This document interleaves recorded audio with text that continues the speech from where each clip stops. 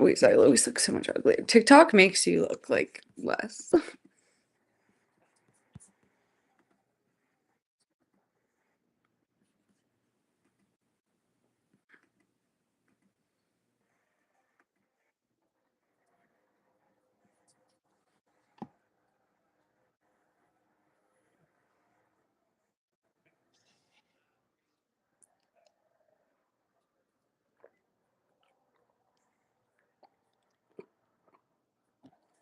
Hey, Hello, how are you? I am good. How are you? Oh, congratulations on your successes.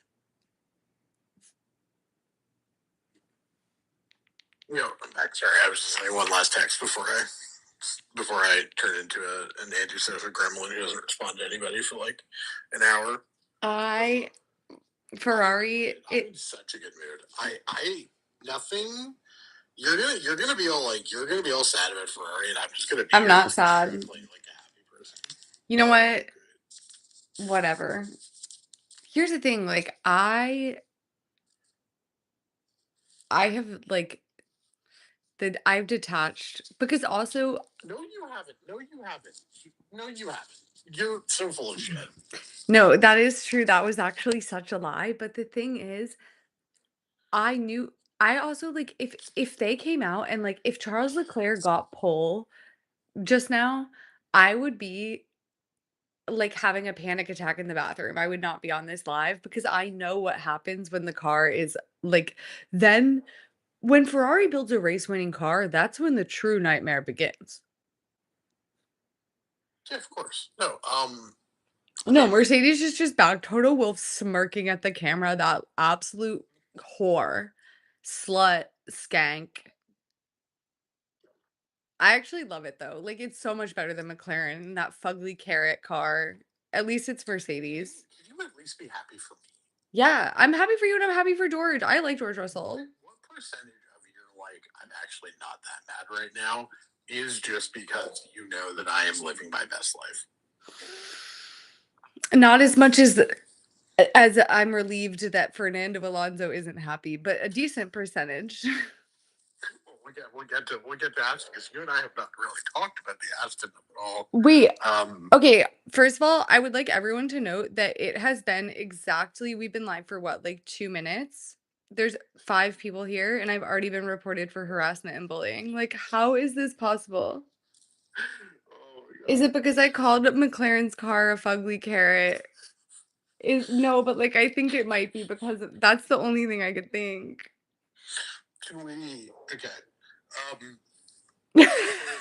for the one person who might care in this live, I am currently 3-0 in F1 bets this season.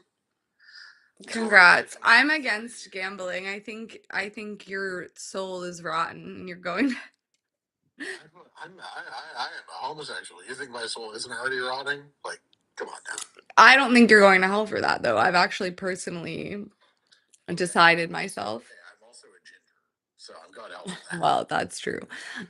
No, I think you're going to hell for other reasons. George to come top three in practice.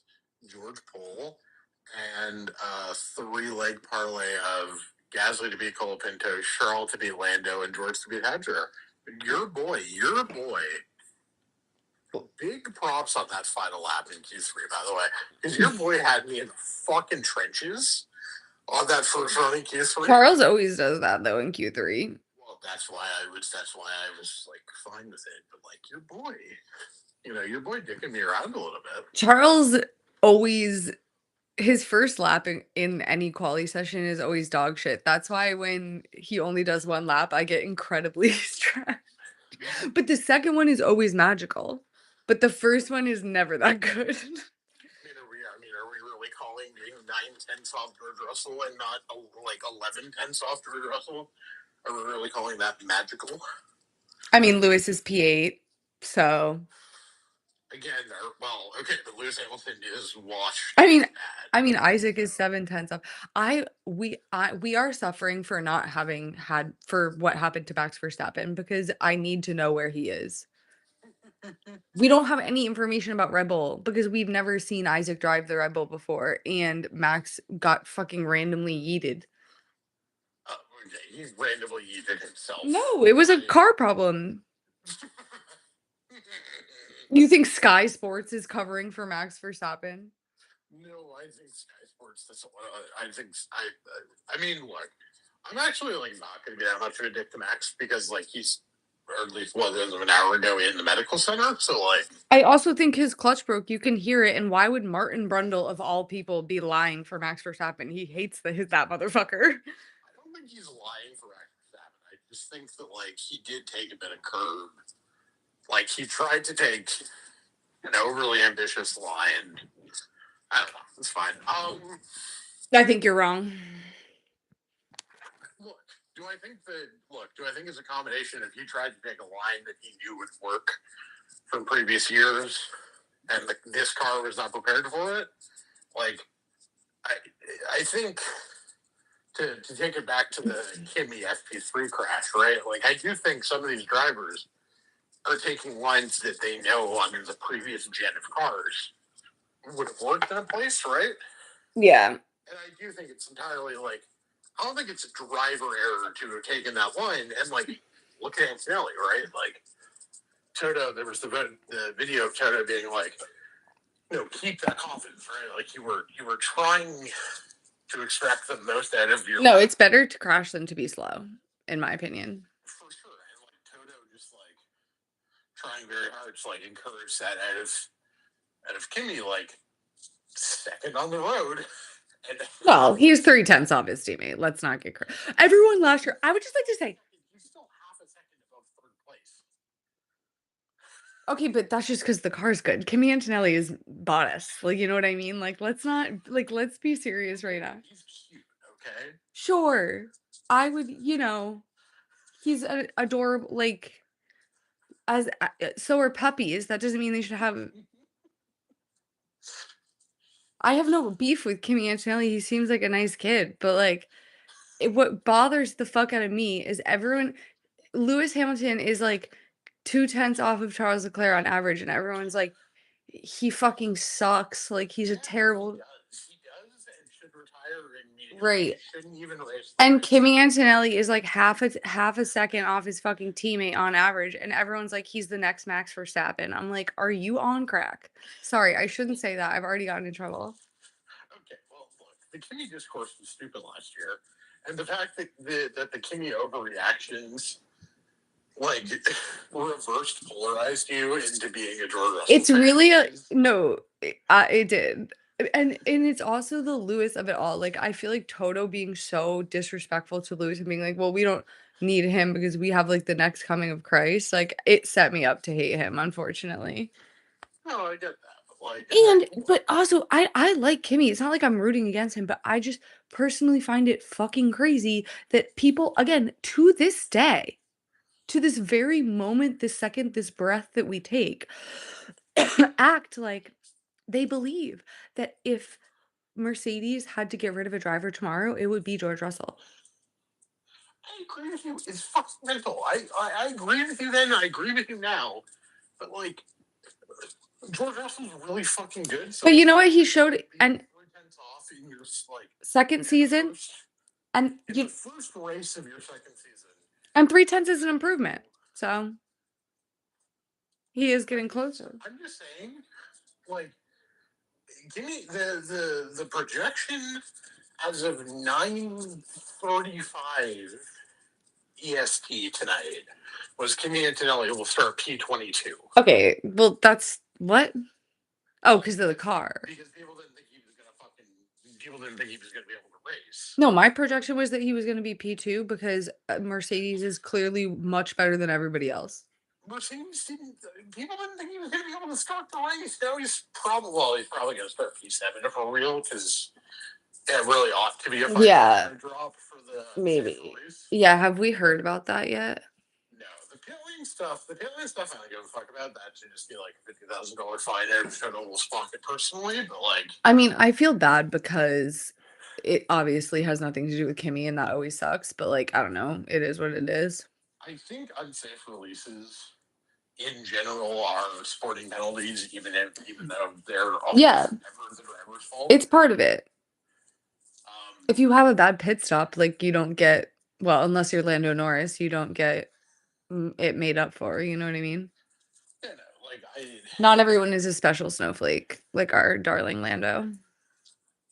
I don't know where to get. I mean, look, did Lando lose? Yeah, Lando lost to Piastri, right? Well, to be fair to Lando, which I almost never am, his car was duct taped together. Uh, well, you know what, Kimmy, you knew that I had Charles over Lando, so you decided to be the hero we needed and win me some money tonight. That's So, fair. That's you know fair. what? We're happy with you. No, I mean, look, I'm just delighted. 8 tenths up. Charles absolutely nowhere. Lewis is even less nowhere than Charles. Yeah. Um, Listen, I mean, if I had to pick any other team for it to be, I would pick Mercedes, so yeah, but again, that's just because you hate Lando and you hate I mean, hates yeah. and you hate Fernando Alonso. So I Yeah. am therefore your only And I hate Carlos Sainz and what's the Thanos quote? Like you have no other options. no, it's like you could not live with your own failure, and where has it brought you back here to me? The you mean the Nancy Pelosi quote? When What's the Arctic monkey song? Crawling back to to you. you.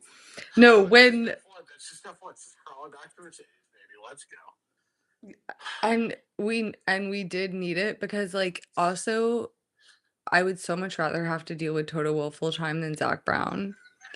I didn't watch Drive to Survive this year because I'm giving it a 1-year boycott because they showed me Zach Brown's feet as an opening shot for like 20 seconds. Apparently George is just really bitchy the entire season. So And so, basically so he he's basically just took the Will Buxton job of like I mean, when has George Russell appeared on camera and not been bitchy in his entire life? Never. That is I do love him. George Russell honorary gay. You know? He Like I will say, you know the meme that was going around that's like, "Hey, like, when you guys say the girls and the gays, like, do you mind including me? Like, just the girls and the gays," and I think the original guy was Steve, please, if that's not too much trouble. And someone edited he was, like, for some reason, pictured having lunch in the paddock with, like it was, like for some reason, everyone's girlfriend ex I don't think Carmen was there that weekend. It was, like, Lily and Alex and Rebecca and, like, whatever, and it was, like and they, like, put that tweet over it, and I was like, honestly, all-timer. I think about it all the time. George is the best. I mean, look, uh, the thing about George, and the thing that you and I have always said is George and Charles, I think of as basically the same drivers, which is to say, we know they're good enough to be WDCs. They just need to be in good enough machinery, right? And that's always been the question with George, and that's always been the question with Charles. Yeah, except for George pledged his soul to Toto Wolff and not a demonic institution. But the thing is, like, He sold himself to a sexy billionaire, as we should all strive to do. Can I finish this goddamn point? Sorry. You know, every time Charles and George have gone through a factory, or should I say, Mercedes or Ferrari, there have been this like, is Charles actually that good?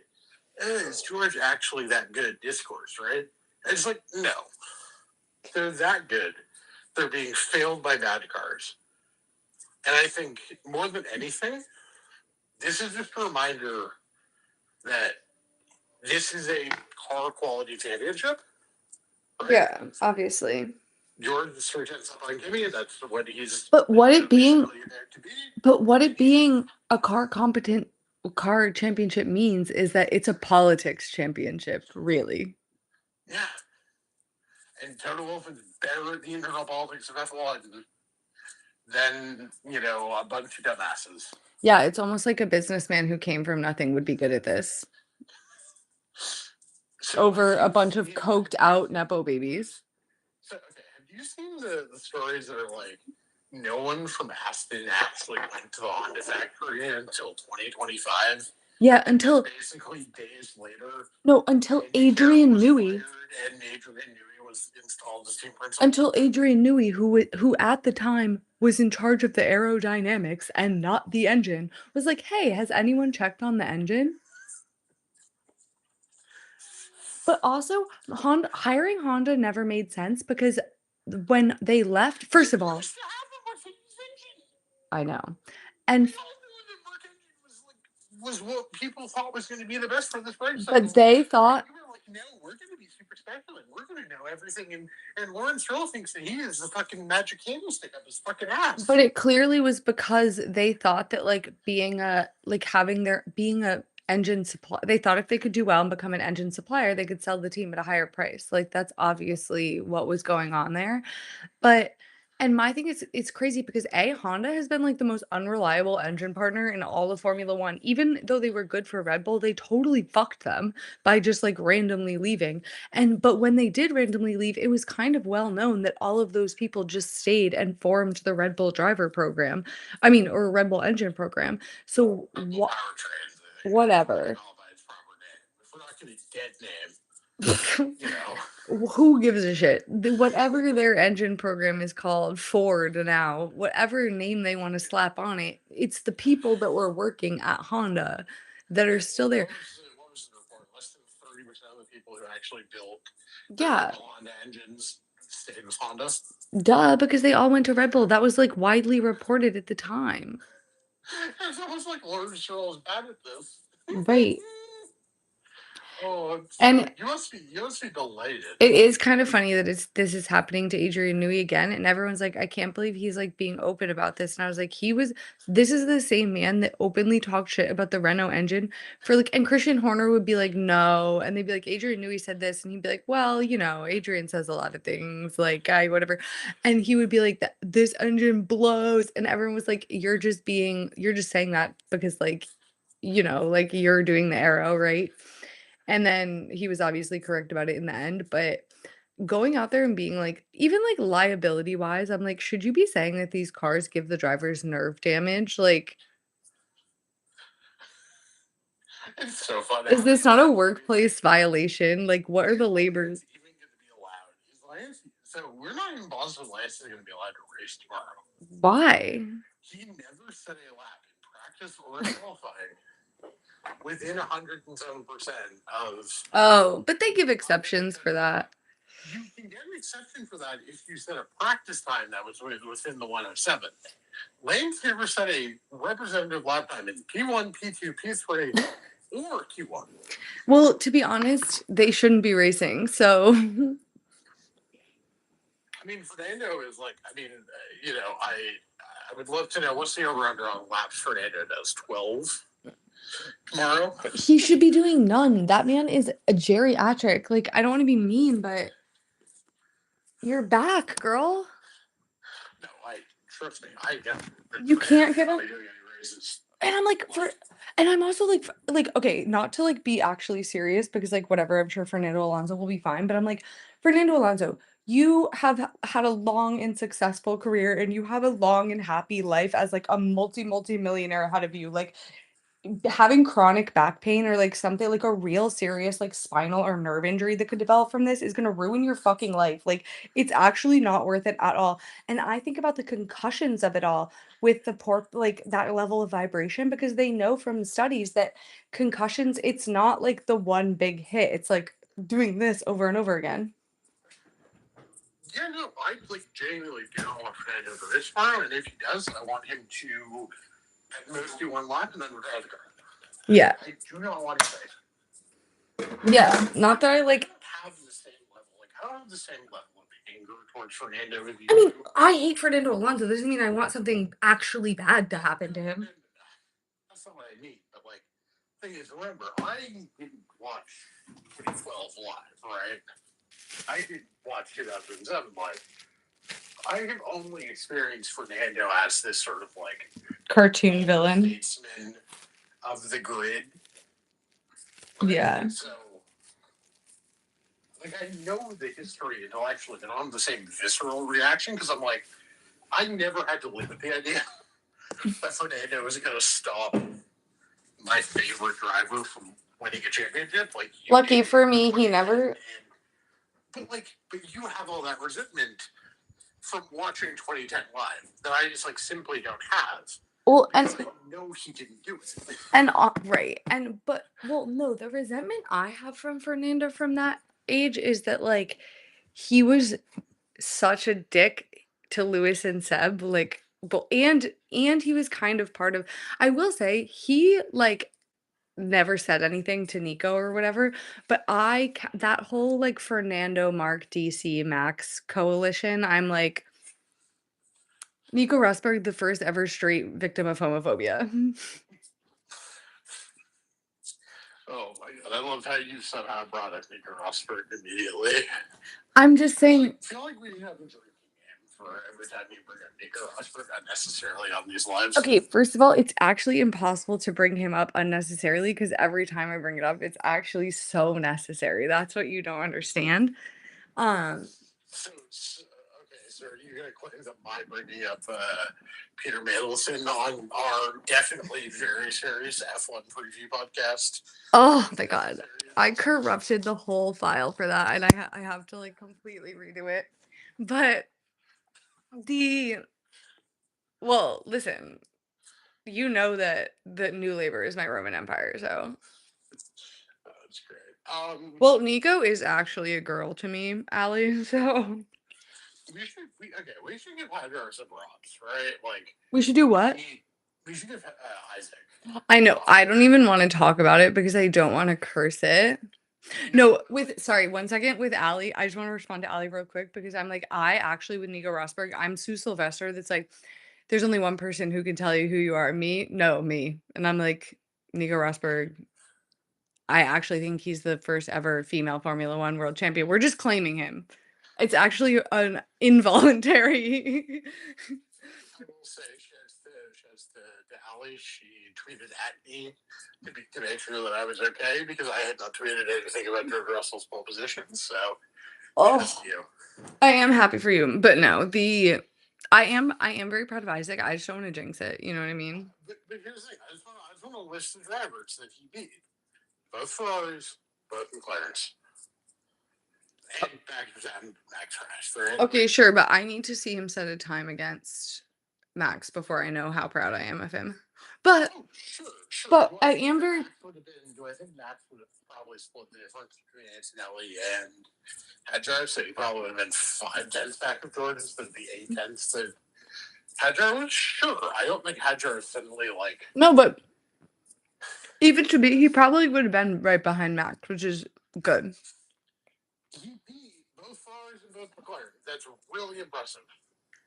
That's amazing. Give Lindblad making P3. Maybe Red Bull Engine is actually pretty good. All three of the non-Max Red Bull powered cars made Q3. That's not bad. Yeah. At all. I guess maybe I'm just jaded, but I'm 0.3 seconds off Max wouldn't be a great result. I'm if you're not gonna be in a vacuum, but I'm such a brat Sebastian Vettel fan. I'm if you're not gonna be the next golden boy, I don't care about you. Okay, but counterpoint, this is I we're gonna be nice, okay? Liam Lawson could make it. Liam Lawson, P18 last year, okay? So no. Nice. I think that this is a huge significant development and that the curse could potentially be broken. But I also think there's a potential that Isaac, as the season goes on, could get somebody one day will beat Max unless he randomly retire. You know what I mean? But to me it's uninteresting because I'm I need it's so hard to measure when Max isn't there. You know what I mean? Yeah, but you also know that F1 is a massive confidence sport, and what's going to do wonders to Hadjar next week and in Japan in 2 weeks and maybe in the Middle East if we even get there, which I assume we are not talking about the Iran war.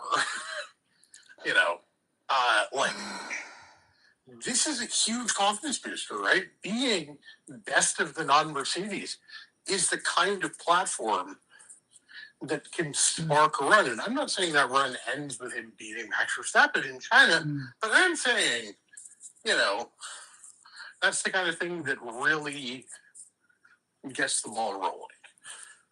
Yeah.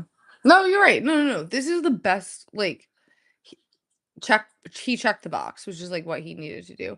Okay. Also, it's not his fault Max Verstappen crashed, right? Like, this is not a situation where, like, he literally did what he was supposed to do.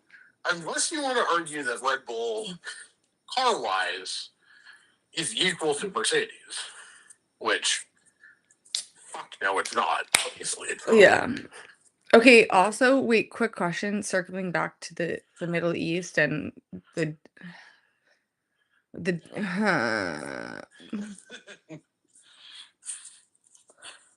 What's the question? That's my actually, that what I just did is my full thoughts on the Iran war that we've started for no motherfucking reason at all. So, there's that. So F1 has basically 2 weeks from, I think it's 2 weeks from today, or from Friday. So Do you think MBS is gonna stand with Trump on the, USS Lincoln to do the mission accomplished banner this time? That'd be fun. That'd be great. I I was more gonna say, do we think MBS? Wait, I lost you. I lost him. Yeah, I mean, there's absolutely, like, there's just no way, like, first of all, it's such a huge target, but oh, you're back. Oh, I'm back. Yeah, no, I dropped my phone because I'm drunk. I mean, do we think MBS is gonna let Trump cost him his blue ribbon, sports watching event? I mean, I don't know if it's a matter of let at this point. The drones are flying. Counterpoint. Just like threatening to expose Trump as a pedo. Trump has already been exposed as a pedo. Trump got elected. I don't know what's not clicking for people, but Trump got elected like 3 days after he admitted to sexually assaulting a woman on camera. People don't care about men sexually assaulting and raping women and children. This is it. We know this. Like, it doesn't matter. You're saying it's not a good thing for the president of the United States to brag about the fact that he can grab teenagers by the pussy. Yeah, I am. Oh my god. But anyway, no, I think that they're well, I don't know. They've got 2 weeks to make a decision, which I think is notable. And I guess the rate of fire out of Iran has decreased by 90%, but it's also like what's gonna happen there anyway. But like who fucking knows? But my question is, do you think don't even get me fucking started on the name.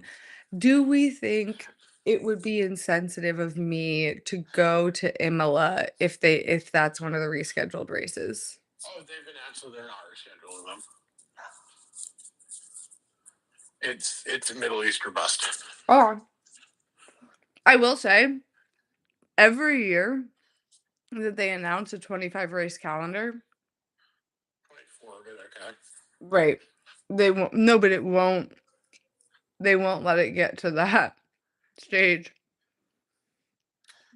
I mean, yeah. There was floods one year. Like it just won't. There's always a. And then they announced, and then in 23, yeah, so in 23 they announced no. But there have been two 24 race calendars. Yeah. Damn, I was. Gone through. It was 23 where they announced the 24 race calendar, and then China got chopped off for COVID reasons, and then Imola flooded. Yeah. No, I didn't listen. I don't think we should have done that. But if Imola is happening, I have to grab that opportunity with both hands. I yearn to return to Imola. It was by far my favorite F1 race I've ever been to. This is just anti-Canadian racism by you. Typical American fascism. Wait, it's anti what racism? Canadian. Okay, first of all, That's not a race. You but I am racist against French people. It's French people, really. No, Okay, we should like. Okay, what else? I mean, Piastri beat Lando. Lando's car was duct taped together. Not to defend Lando Norris, but, you know. Okay, well, it's not like Lando was ahead of Piastri in Q1 and Q2 before his car was duct taped together. Okay. Yeah. How do you feel about this DRS situation? The FIA I hate them, needs and I to think be they should all burn. needs to be locked in a box. Tomahawk. Who's the Since we're tomahawking people at the moment, you know, who's the British scientist during the Gaber scientist in the World War II? that could be so many people. The code one, the code breaker. Yeah, yeah, Oh, what was his name? yeah. Alan Turing. Yes, yes, yes, yes, yes. So when they found out he was gay, they like chemically castrated him, and then he killed himself. Right? We should do What? that to every employee of the FIA.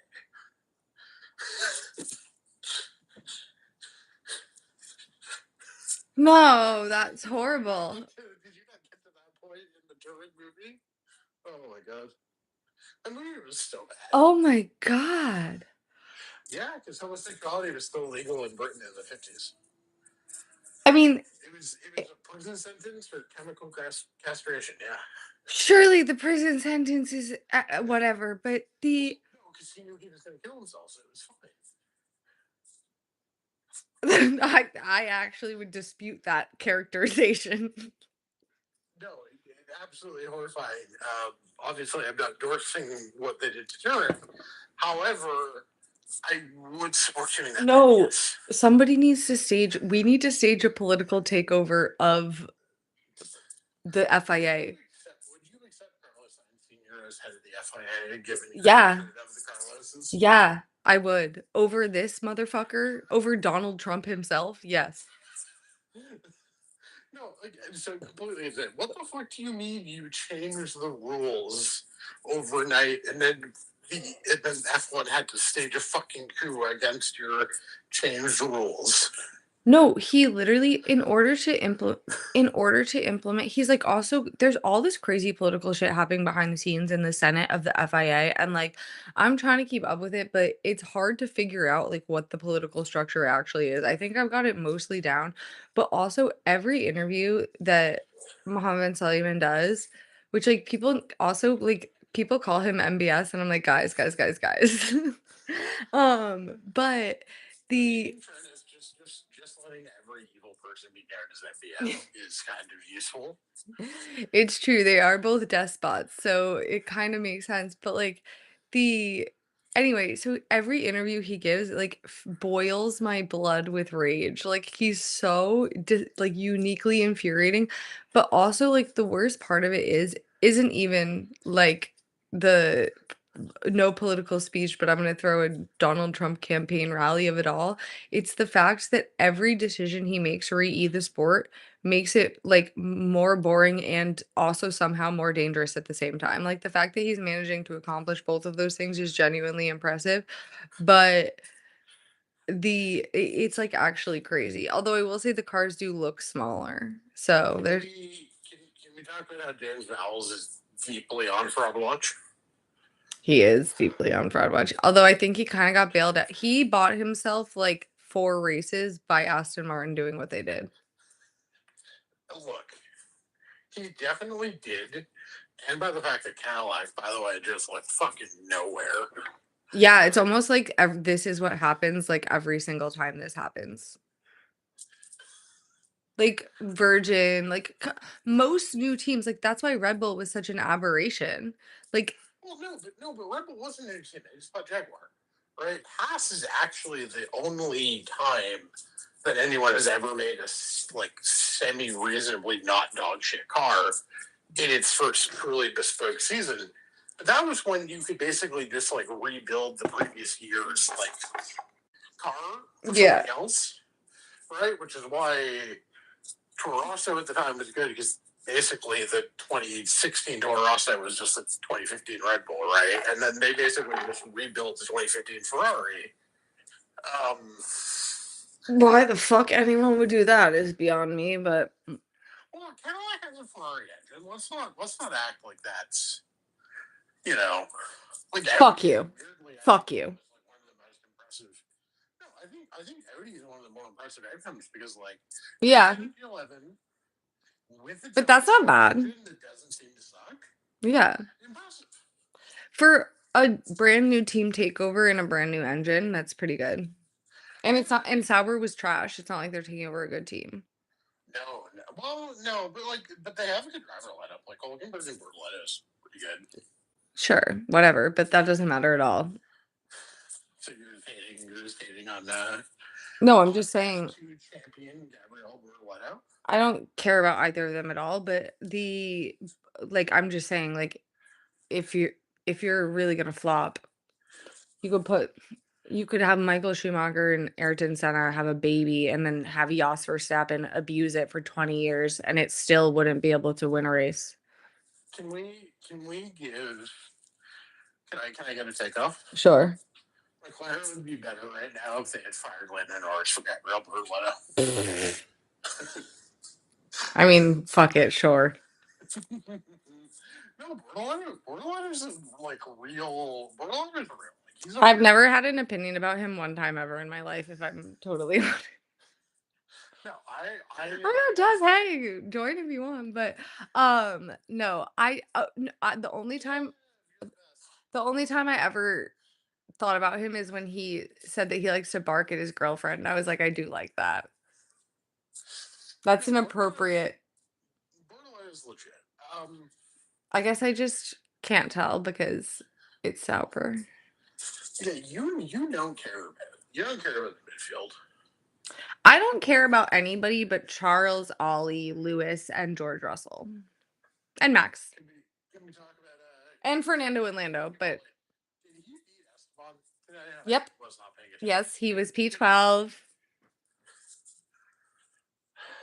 My sweet, sweet love. No, I worry. A real fear of mine is that I'll one day run out of Formula One drivers that I care about. Because right now I have a decent amount. I would say in the tier of ones that like I truly, truly care about, it's like Charles, Lewis, Ollie. George is edging up into there, but like I wouldn't fully put him there yet. That's just because you've had to talk to me for the last 4 years. And I like George amuses him and Max. I would put George a little bit above, but I put them both in the category of like, I'm not necessarily like, I'll root for you in context, if that makes sense. Like, They're good characters for F1, but they're not who you're cheering for in back. exactly. Like, when push comes, They are the Jensen Button. They are to you what Jensen Button was in a previous generation. yes, like, I like having you around. You're a net add to the grid for like my personal entertainment value, but like, I'm not necessarily, although George is edging into the like, I'm like, you've charmed me a little bit, George Russell. I also really care about Fernando and Lando for the opposite reason, and I would say Alex is, like, probably in, like, a second tier of that, like, I do care about Alex, and then but I the rest of them the thing is, it's, like, the other ones, I'm like, "You couldn't pay me to care." I mean, I care about Lindblad. I I I'm care about getting Carlos. I'm getting invested in Lindblad, and I'm not just saying that because Deb's in the chat right now. Okay. Because the thing about Lindblad is, I think he's going to be box office. I think he's going to be first or last, and I think he's going to give.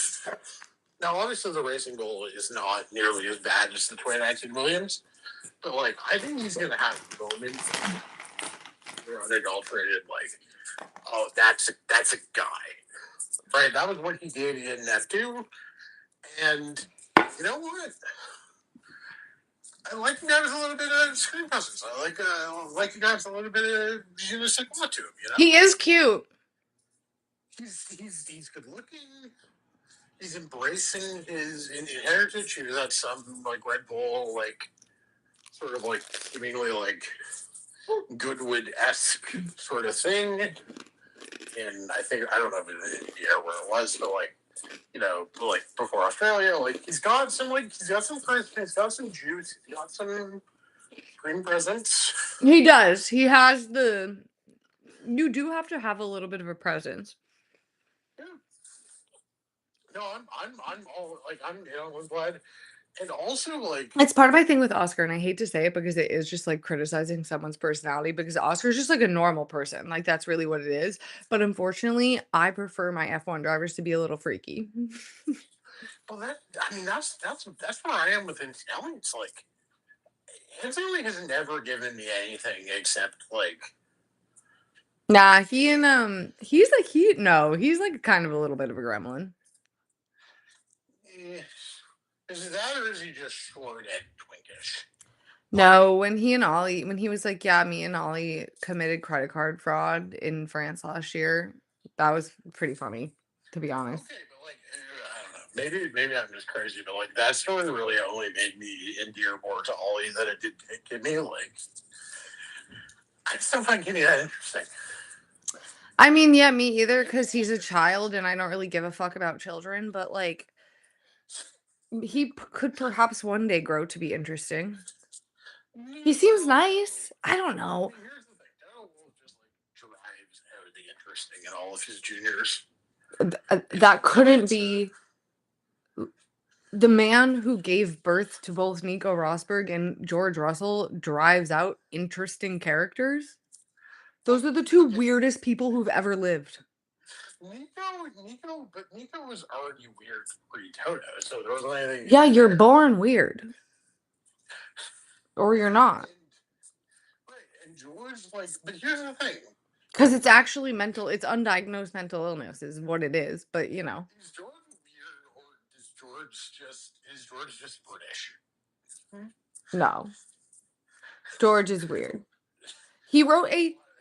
May I remind you of the fact that Max Verstappen went and bitched about him to the press, and Max did start it. But may I remind you of the 12,000 word essay?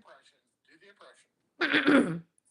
Do you know that literally just today I was sitting here in my apartment alone saying this to myself? Whenever anything does not go his way, he lashes out with unnecessary anger and borderline violence. It's my favorite The thing to video say. you're doing that is like it's like Cuomo with Yes. Dev, right? And when Dev like on camera duty when you film that no, together. shout out to them because we had, and I was so okay. She's literally like the best travel companion ever, and I was such a nightmare that day because we went to this beautiful villa or whatever, and we were taking pictures, and I just was like, maybe you don't know this, but it's like I just was like, I'm so fucking ugly and fat and stupid, and my hair is awful. And like every picture I took, I was just like getting closer to the brink of tears.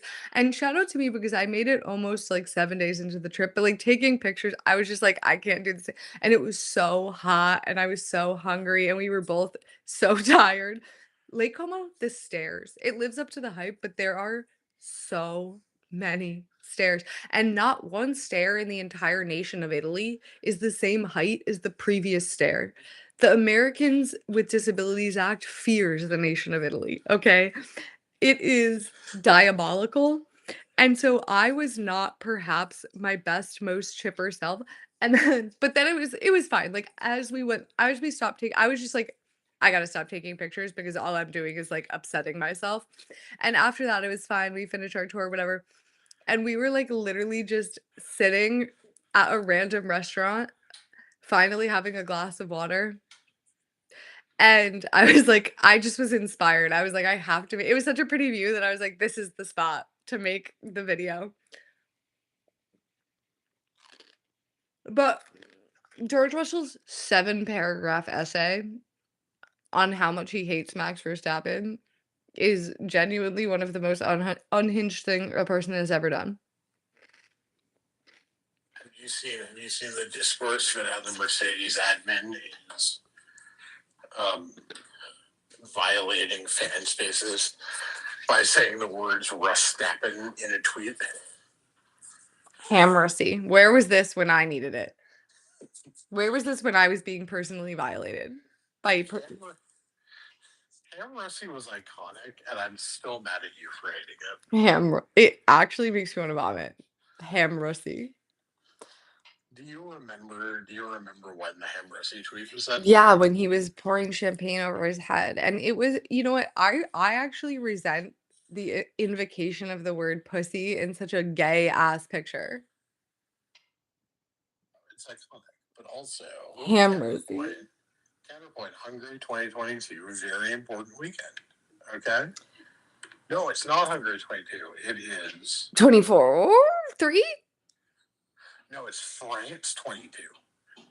Oh, Because the worst day sorry, the worst day of my life. So, because George gets Checo at the restart, and that's the first Brit Sadie's podium together. yeah, Charles And fucking binned it, and everyone still talks about it to this day, and I wanna take out a machete. counterpoint, that is still very important to me because George gets Checo on the VSC at the end. Iconic stuff. George I Russell. probably turned off the race. That was the moment when I was just like, oh, because I had been like told the lore of like George Russell, you're the best. But like him getting Checo at that safety car restart was truly the moment where I like got it.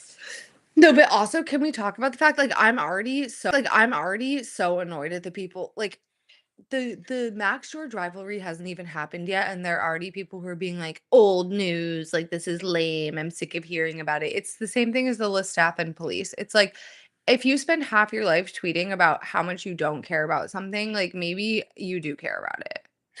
Yeah, no, George and Kimmy can't be Mercedes because like, well, okay, there's two reasons it can't be Mercedes. No, obviously not. One, Well, one, because Kimmy isn't good. Let me do this. Sorry. Stop interrupting my rhythm.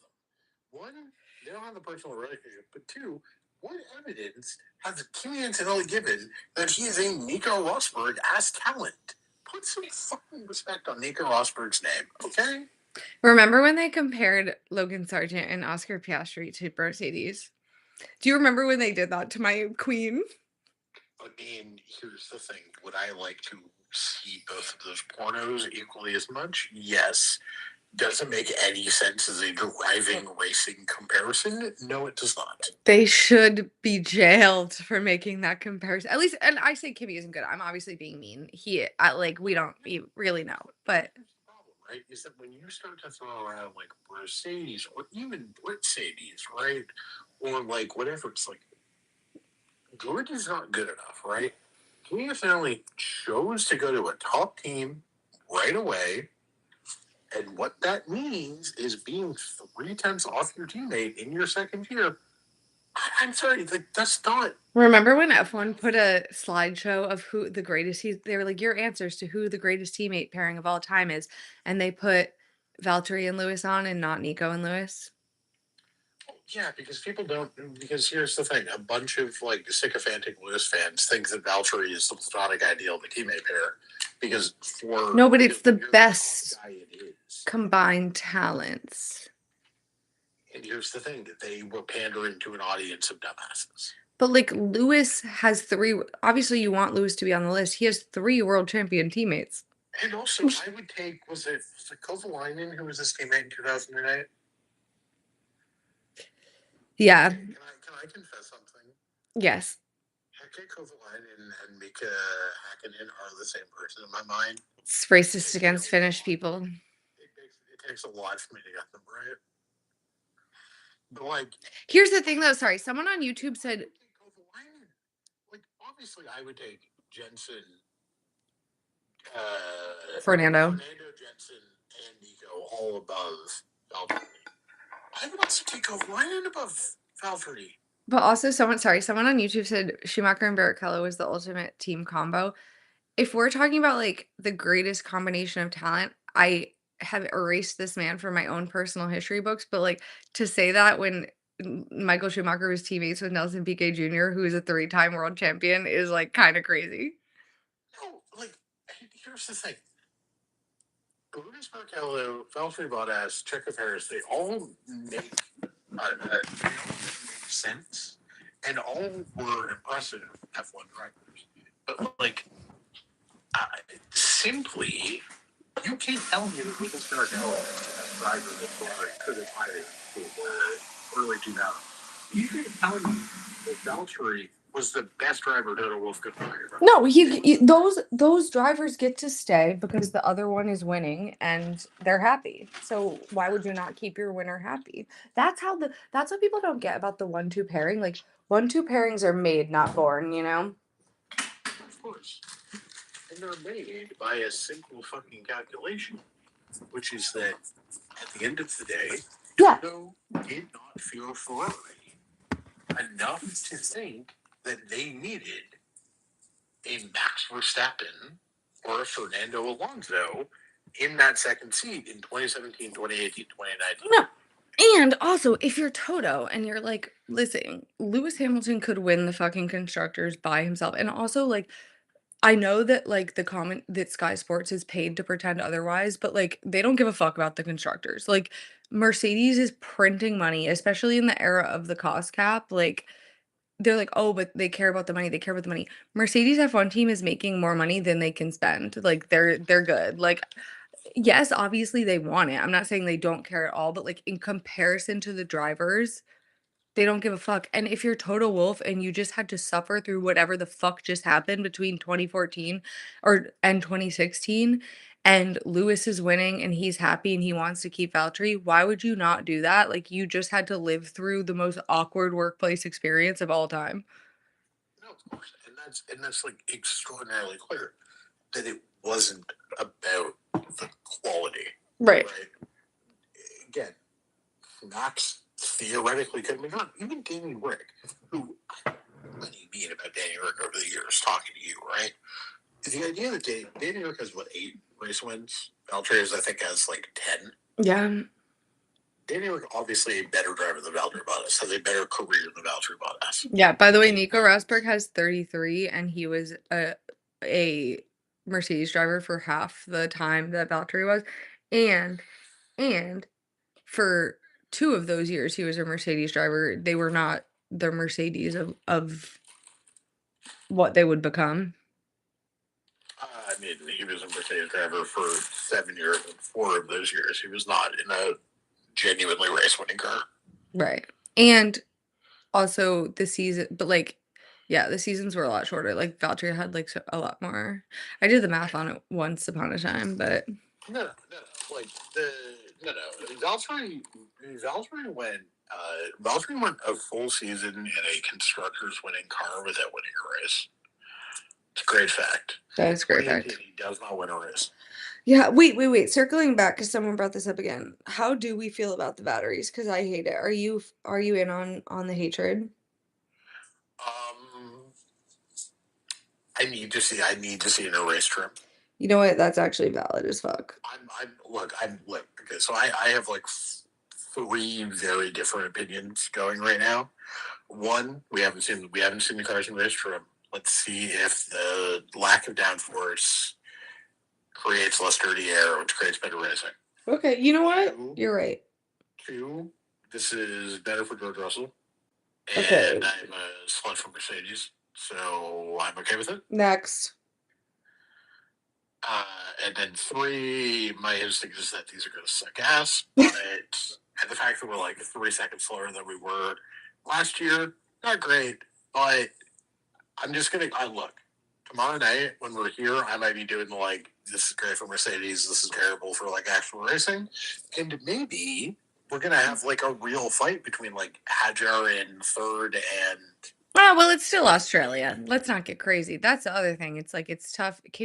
We can't even make a real assessment because this track sucks ass. So No, Albert Park is good. Okay, they fixed Albert Park a few years ago to make it a better track, and you are still. last year was the worst race of all time.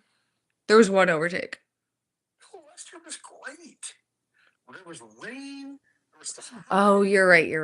It was good. It was the year before that was bad. No, 20. No, 20. You're just mad about 24 because they told Charles to fucking back off so Carlos could win the race. I mean, that happened like every single race that season. So every race that Carlos Sainz has ever won, that happened. Fact. Kidding.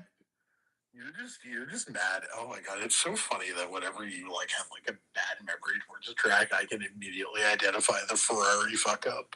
No, I hate Albert. I just think Albert Park. No, the real reason I'm a full Albert Park hater is because I'm bitter that it got restored to be the first race of the season instead of Brazil getting restored to be the season ender, if I'm honest. Okay, here's the thing. Do I wish that we never had to go to a Middle Eastern theocracy? Hey, hey, hey, don't do my girl Bahrain like that. No, Bahrain's great. It doesn't. Bahrain, homosexuality is legal in Bahrain. Bahrain's great. I don't Bahrain even doesn't count. I don't even think democracy is good, so fuck it. Well, I mean, it's pretty good in the great state of Texas. The stars at night are big and bright, deep in the heart of Texas. The prairie sky is bright and high, deep in the heart of Texas. I always forget that you're like low key a Texan. Well, you know my history. Yes, yes, yes, yes. I the Would be married to a Texan if not for the fact that he died of fucking COVID. yes. Texas is great. Greg Abbott, big fan of Greg Abbott. Well, the British people think you shouldn't be allowed to boo him on the podium, so Oh my god, so fucking, oh my god. That discourse from kind of a couple years back was fucking iconic. yeah, I'm like, guys, they're booing Greg Abbott. Like this ain't about you. Okay, here's my real problem with Abu Dhabi. It sucks. So not only did you just make a track in the middle of nowhere that like you could have just made. No, I think if I was the crown prince of the UAE rather, wait, no. They have ones for each. Anyway, it doesn't matter. If I was the person who commissioned that track, I would have Herman Tilke suitcase. Would be in a jail. No, put him full suitcase. No, what do you mean I gave you unlimited money. And this is it's a desert. It's you have unlimited space. These people have infinite money. And that's what you fucking come up with? Did Herman Tilke design Bahrain too? Yes, he's designed every single track that exists, except for like Silverstone and Monza and like the really, really old ones. No, he didn't do Canada, I assume, right? I think he did. Jesus, so he is a competent human. Yes, he designed Suzuka. Not Suzuka, sorry, Sao Paulo. Okay. Yes, it's so frustrating. He designed Coda. That's the worst part. And then they attempted to fix Abu Dhabi, which, by the way, the fix did work. It made it better. The fucking chicane did actually help Abu Dhabi, but it didn't fix it enough. No. What the fuck? It made it slightly better, but it's not. Karoon tried to save it. It's the one thing I'll say in Karoon's benefit. He did a good job. I've gone back and watched 2016 Abu Dhabi multiple times. Bad. That race is fucking unwatchable, and Abu Dhabi is like barely watchable now. No, you're just listening to Nico Rosberg have a panic attack over the radio the whole time. It's like unpleasant to watch. And like Crofty, it's so funny because like Crofty And Brundle the whole time is like Lewis Hamilton's better than him, and I'm like, okay, I agree with that opinion, but like, obviously, you know what I mean? Yes, but like, can we let the guy have a moment? Like, he's like trying to balance the fact that he like clearly wants Lewis to win the title, but like clearly he can watch. it's the whole season is tough. It's a tough watch. I mean, Crofty being like his teammate has not played the team game. But why make the announce? But everybody else gets an announcement that's about he wins in Spa, he wins in Mon we couldn't let Nico have his own moment for 35 seconds. Like, come on. I know he's not as good as Lewis. We all know that. He knows that. As he crosses the line, the like as he crosses the line call, like 34 years after his father. That's nice. No, Crofty's call itself was good. Yeah. But then again, immediately, the first thing that Martin Brundle said is, well, we all know Lewis is better. And it's like, okay, we do all know that. But like, again, it just feels kind of mean. Like this is his one moment. Lewis Hamilton is gonna have so many other moments. It's Lewis Hamilton. Like No, no. Oh, no, it's God. It's an incredible fucking. I will say, the Seb of it all. The Seb of it well, all. the set of it all, but also I'm gonna miss Crofty and Brundle when. Oh, okay. I was actually thinking Tilka, who's like Canada. oh, okay. I was thinking about that today, actually. I was like, when Martin Brundle's like not here to tell me what to think about accidents, like what am I gonna do? Jensen's in Australia. That's fun.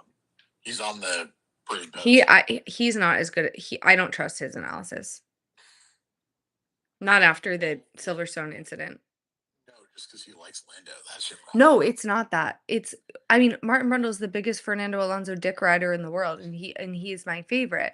The problem is that I don't trust Jenson Button. Martin Brundle, for all his ills and for all of the shit I talk about him, which is a lot, when it comes down to it, when something happens on track and he has to analyze whose fault it is or what went wrong or if it was a car problem or it was a person problem, he is on the money 99.9% of the time. And that's the 0.01%. But the and I may not like the way he talks about Sebastian Vettel, but, like, at the end of the day, like, I do think when it comes to, like, that specific function, he is really, like, indispensable, and to be honest with you, Nico is the only other one who I trust to be honest in that situation after I used to I'll never forget. I think it was Brazil. It was Brazil 22 when Max and Lewis crashed right on the safety car restart. yeah. And Brendel's like, I think this one's Lewis's fault, and Max hits penalty, and he goes like, no, I still think Max was. I still don't think Max did anything wrong. And right, and that goes against, like, every oh my god, this stupid pop-ups. Um, ugh, it's, like, making me solve a puzzle, like, are you good? Um, the and but after Silverstone no, not last year, what was 2024? When when the whole Lando Max of it all went down and Jenson Button was like and shout out to Anthony Davidson, this, like, actually made me like him, stood 10 toes down on that sky pad as they all tried to bully him into being like, "It's a penalty." He's like, "It's not. This is, like, by the letter of the law." It's just, like, very blatantly not, like pretty sure it was Silverstone. When Lando tried to overtake Max. I mean, it happened, like, we had this It happened in Austria, and then it happened. It happened in Austria, and they crashed to the red, and then it happened in Coda, and Max kept the inside, and Lando went wide, and Lando got the penalty. okay, then I am talking about Coda. So Silverstone 24 was Lewis winning the wet race. you're right. I am talking about Coda. I was gonna say I was trying to be nice, and I was trying to think of like Silverstone. I don't know why I thought that I would have, like, I really believed that too, like, I wasn't guessing. This is why it's better that I'm on these lives. For sure.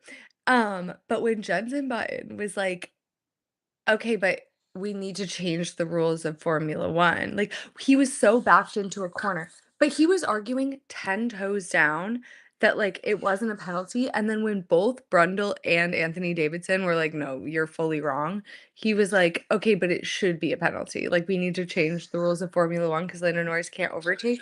Jensen, I love you so much, Jensen. Do you not remember the war crimes you committed in the 2011 Canadian Grand Prix? I do. That fucking whore. I don't understand how you can be the guy who's like, well, we need to like enforce like strong driving But standards. no, he doesn't think that, he just Every year, the week of the Canadian Grand Prix, TSN will air a 2-hour version of the 4-hour Canadian Grand Prix. But they'll keep all of Jensen's crimes in. It's incredible. It's incredible cinema. Jenson Button is just, like, the number 1 Lando Norris stan on the planet, and, like, whatever, but you know what? I might look that up on AO3 later. That's not a bad pairing. Better than every time I just Have I told you that I'm like thinking of like my like semi-abandoned like Nico Lewis I was think you gonna should pop into write I think you should write Nico Lewis heated rivalry. Please and thanks. so I am writing. Oh, okay. So I have it. I have a Lewis Nico, a thinly veiled new Lewis Nico, political AU. No, but I want the Louis Nico story. That's what I need in my life. Preferably produced by Lewis Hamilton's production company, but you know what? I'll take what I can get. Counterpoint, the AU counterpoint. If I just decided to rechange the names back to Lewis Hamilton and Nico Rosberg, I could just like start writing that shit right out through tomorrow. True. I mean, I haven't really who else did anything interesting in the midfield? Williams are frauds. Fouls, you lied to all of us. 14th and like fucking 14th, and Carlos didn't even set a lap time. What? He did not set a lap. I don't think he left the pace. Sucks to suck. Um, Gasly beat the shit out of Colapinto. Like, I think half a second gap between them. Yeah, unfortunately, gonna have to take the L on that take. Apparently, Briatore is like being like mean to Colapinto, and people are trying to like cancel Flavio for this. I think Colapinto's probably doing really badly, and Flavio's probably telling him that he's doing really badly, which, like, to be fair, we're adults at a job, so. Um, Here's the one thing about me is that I would say my biggest red flag is that I'm like an unapologetic Flavio Briatore defender. Is he evil? Yes. Behrman beat Alcon. I guess that's vaguely interesting. Uh, My sweet, sweet child. it's funny. This one didn't feel like, other than Max crashing, like this didn't really feel like that like wild of a qualifying session. No, it was just interesting because it. Well, okay. Here's the real thing. Do we think that this is like? Do we think this is the kind of gap that Mercedes is going to pull to the rest of the field consistently? I think there's a potential that I think there's a potential that Max could be. I think Max will be. We gave Hadjar his flowers much earlier in this live. He's did incredible. He did the job. I think Max will be able to beat Kimmy pretty easily. But I think George will be too far. It'll be too much of a gap for them to have fun. And But Hadjar was 5 tenths behind Antonelli. but 7, do you think well, Max being 7 tenths ahead of him isn't that crazy actually. So maybe. Okay, well, so that's the question. Like that's the thing. Do we think Hadjar is like 3 tenths behind Max, or like 8 tenths, 7, 6, 7, 8 tenths behind Max? I mean, we have no way of knowing that. So like that's what makes this so interesting. Right. Next week. Who fucking knows? But no offense to Isaac, although I wish him I mean, he's already doing the best. So like he's so He beat Lewis Hamilton, Charles Leclerc, Oscar Piastri. How about this? He's not P18. So that's the bar we're working with. He literally is like 15 points ahead of where Liam Lawson qualified Right. this year. But and I again, this is not me wishing ill on Isaac, who I do adore and wish the best for. I hope Max Verstappen is 7 tenths ahead of him because I want to see Max Verstappen and George Russell fight each other in a gravel trap. Okay, but here's the thing. You know that this is George Russell's championship to win. Yeah, but I don't want to just watch him cruise to it. I want to watch him fist fight Max Verstappen in a gravel trap. You just don't want me to be happy in life, okay? The discourse is going to be insufferable, but it will be worth it because they're the funniest pair. Like the two of them put together are the funniest people on earth because they're the same exact person from different. They're twins separated at birth and raised in like the opposite culture. Like George is just the like most extreme British for like also like on the spectrum of like indirect to direct cultures, like the Dutch and the British are the end points on those, you know what I mean? So like the they're a fascinating duo. They're the best, and because they're the only people that, like other than Charles, they're the only people that are, like, matching each other's freak. You know what I mean? Like Lando tries to match Max's freak, but So then I'm gonna be real. I'm gonna be real. I need Ferrari to like get his shit together, and I know they're not going to, but like guess here's the thing.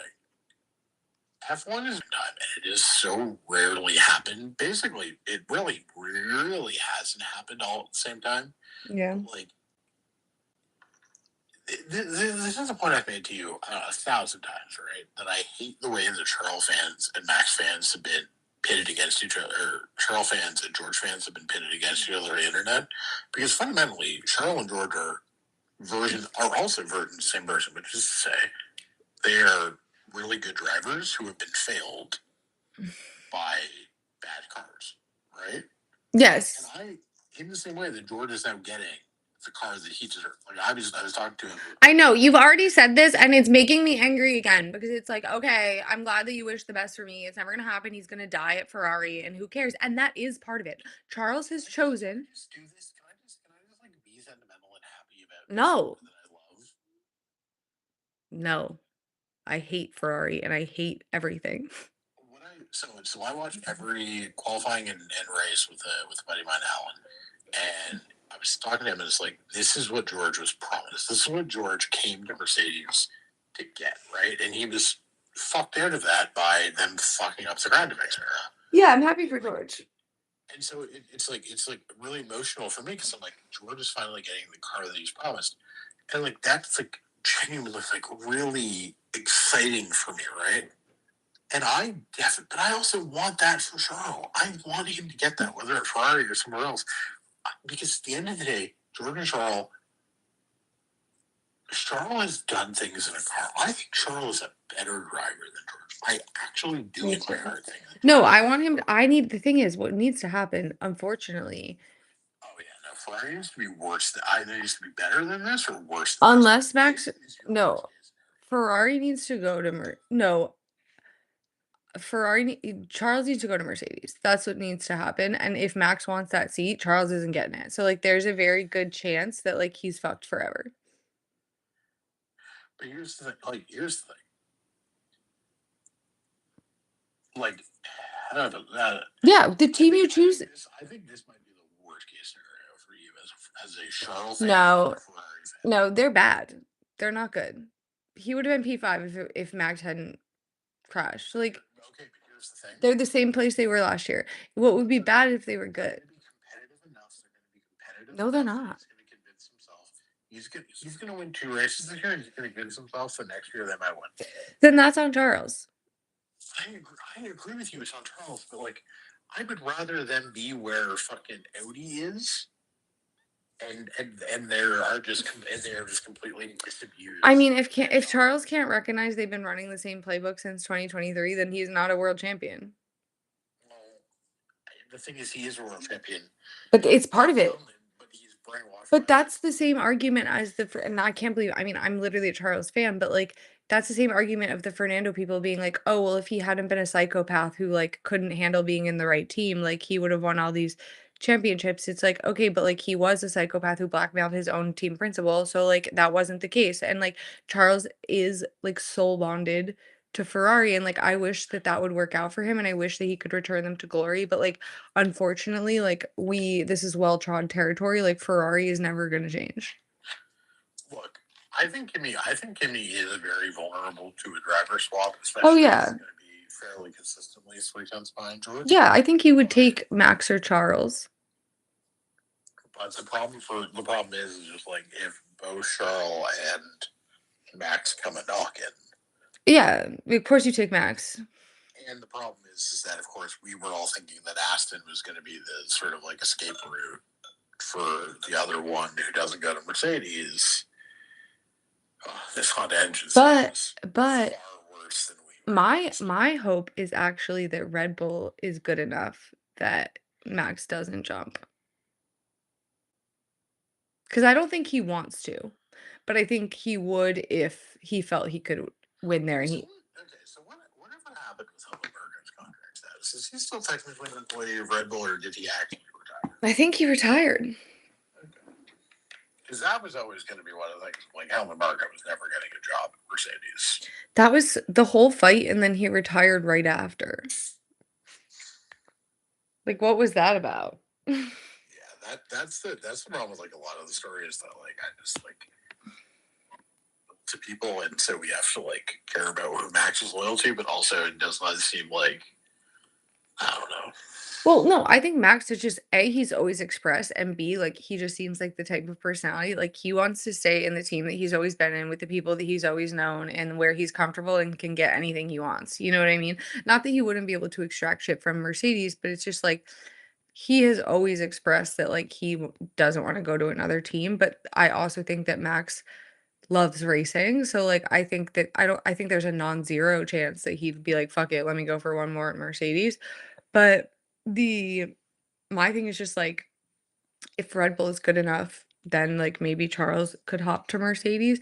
I think they would take Charles, like, Toto's expressed wanting him in the past, but Oh, but here's the thing: if George's actually like, if George comes out and wins 8 of the first 11 races of the season or whatever, like, does Toto even feel any pressure to get a second elite teammate?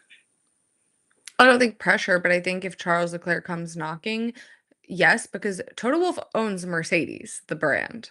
So he recognized like the weight that Charles can bring as a brand ambassador, particularly because George Russell is British, is huge.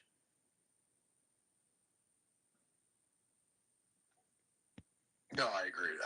That's a fair point. Sorry, I'm gonna dip for like 10 seconds. I'll still be able to hear you. I'm just checking to see if we have anything on the Kimi Antonelli stuff before we depart. Oh yeah.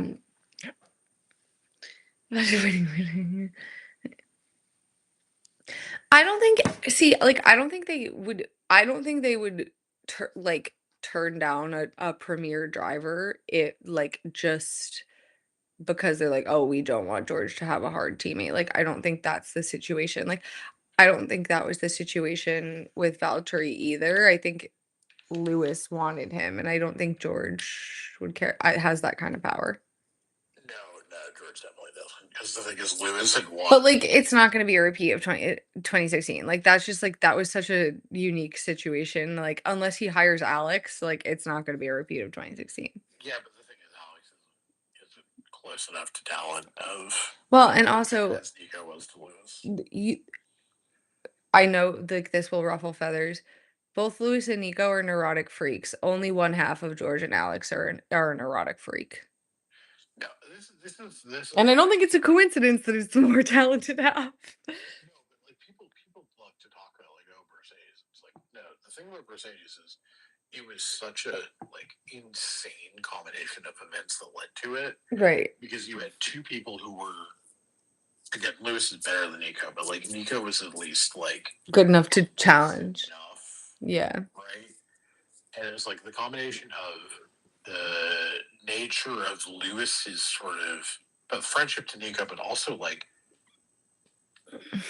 the nature of the Yeah, he's a terrible he and also and Keke needing to like fund Lewis and that sort of like extremely fucked personal dynamic that led to all of that shit that could have been resolved if it were Danny, Rick, and Max, right? right.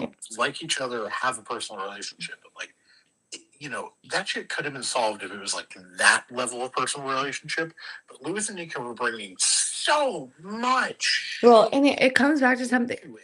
it comes back to something I say all the time about working with people. It's like I think that you can be friends with your coworkers, but you can't work with your friends, if that makes sense. Like you have to Danny, Rick, and Max establish the coworker racing relationship first.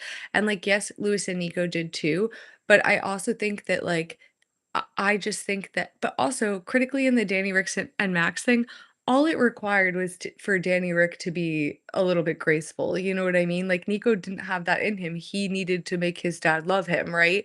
And Max Verstappen, it would've been here's the thing, it also is because Lewis Hamilton was like, "How dare you challenge me?" Because Lewis Hamilton, like Michael Schumacher, like Roger Federer, like Tom Brady, like Tiger Woods, like all of the people who achieve that level of greatness in sport are really bad losers. So there's a Jordan Speed is probably my favorite individual sport athlete of all time. And him and Justin Thomas are like great friends. They're, from the same like high school class. There's a photo of them at some junior tournament. It's like literal children eating sandwiches together. And I am very much of the opinion that like part of the reason those two are as close as they are still is because they've never gone head to head. Well, it's also I feel like I think if they had both been in contention, if they had been a Sunday pairing, like Sunday last pairing in a major, and that shit got real, I'm not positive they're still so buddy buddy. And that was the thing about Nico and Lewis. They went for 3 years. They went toe to fucking toe. They went 10 toes down for 10 toes down, and that shit fucking changed their relationship. well, and I also think it's think like people don't get that. nothing in golf or really any other sport could possibly compare to the the dynamic of the F1, like the dynamic of being F1 teammates. Like you they don't have to like hang out, you know what I mean? Like F1 teammates, you're around each other so much, you know what I mean?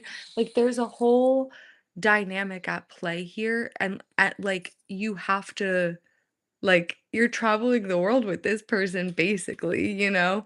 And even if you try to avoid each other, it's like it's not really possible at all. But yeah, I think like having even if you have like the most conflict in a team, like a Fernando Lewis blackmail type situation, it still wouldn't be as physically uncomfortable for everyone else as like them making every single person in that building involved in like what was clearly an interpersonal problem that they like refused to discuss. Um, George Russell is winning the 2026 Australian Grand Prix by how many seconds? I think he's gonna yeet it in the last corner. I think you hate me. Because you're like, Charles deserves a good car. Like, screw you. Is this what it's like to be a Jets fan? Like, ugh, I just feel so dejected. Can I just say? Can I just say? I was cheering against you in the Super Bowl. Yeah, of course, everyone roots against the Patriots. No, I love the city of Boston. One of my books is set in the city of Boston. Okay. Actually, have I ever told you that fact? Yeah, I think so. But Okay, before we get into it, so like basically it's like what if like a Sidney Crosby level talent was outed 10 days before the AHL draft, and then the Bruins took him, and then they. I mean, that makes sense. There aren't any straight men allowed in Boston. No, just kidding. But no, like it's a very funny thing when you don't have a team in the Super Bowl, and then you have friends, like close friends who you care about a lot on both sides of the Super Bowl. You do really find out who you care more about.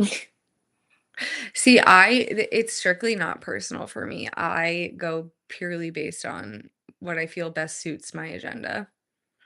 No, for me, it was just like I put you and the son of a Canadian cabinet minister I'm buddies with up against my boy Ryan Jacobeski, and I was like, I like Jacobeski more than I like you. No offense.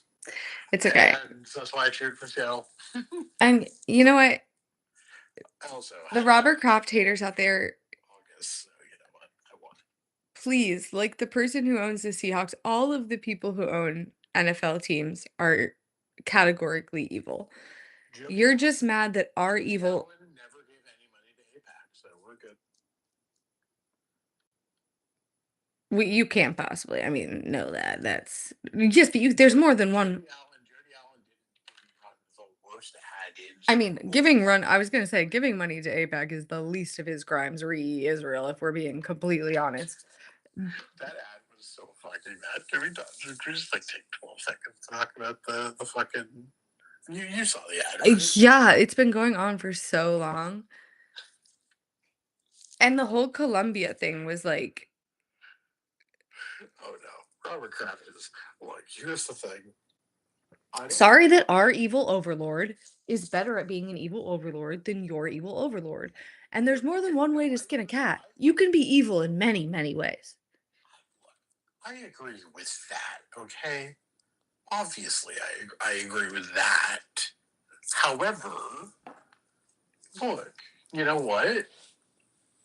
Maybe Drake May is just Charles Leclerc, just destined to always be the bridesmaid, never the bride. And when he got jerked off in that strip mall, he was just supporting small business, okay? God forbid he support an entrepreneur. Just like Charles Leclerc's mother is a small business owner. I mean, she is a small business owner. No? Doesn't she own a hair salon? Yeah, no, it's very funny. I mean, a small business is less than 500 employees. There's no way she has 500 employees at a hair salon. No, I'm aware, but it's just like I do think people, not you, but I do think people when they try to do the like Charlotte like rag. No, I've always laughed at It's like I've always laughed at him saying he's middle class. Because I'm sure here's the thing, like, I'm sure Charles like the thing that is like truly radicalized me against female age is how evil they can be.